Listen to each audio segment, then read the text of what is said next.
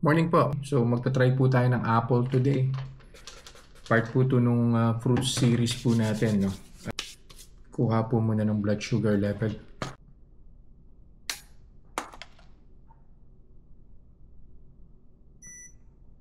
Okay. So by the way, yung last meal ko po was 6 hours ago.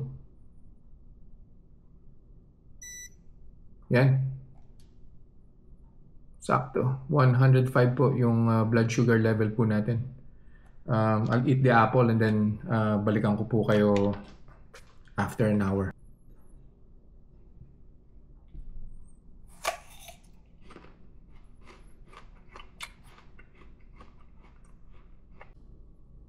Nakaisang oras na po. So kuha na po tayo ng blood sugar level.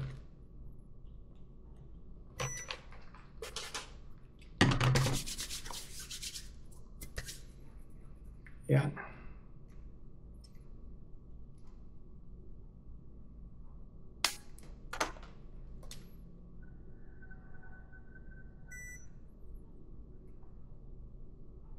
Magugulat kaya ako sa one piece of apple.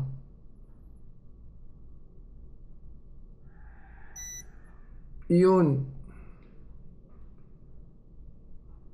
Not bad. 149 after an hour. So, balikan ko po ulit kayo on the second hour kung bababa na po ba siya.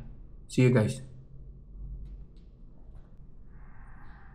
Nakadalawang oras na po. So, final blood sugar measurement na po tayo.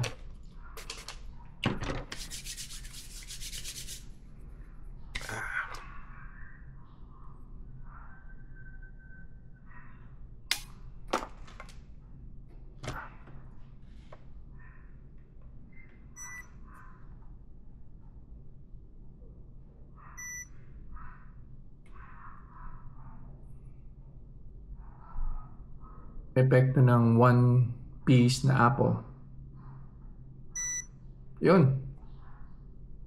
Not bad. 120 after 2 hours. So, pwede naman po. Pero syempre, i-monitor nyo rin po. Baka iba po yung epekto sa inyo, sa blood sugar po ninyo. So, yun lang po for today. I'll see you guys in the next vlog. Bye-bye.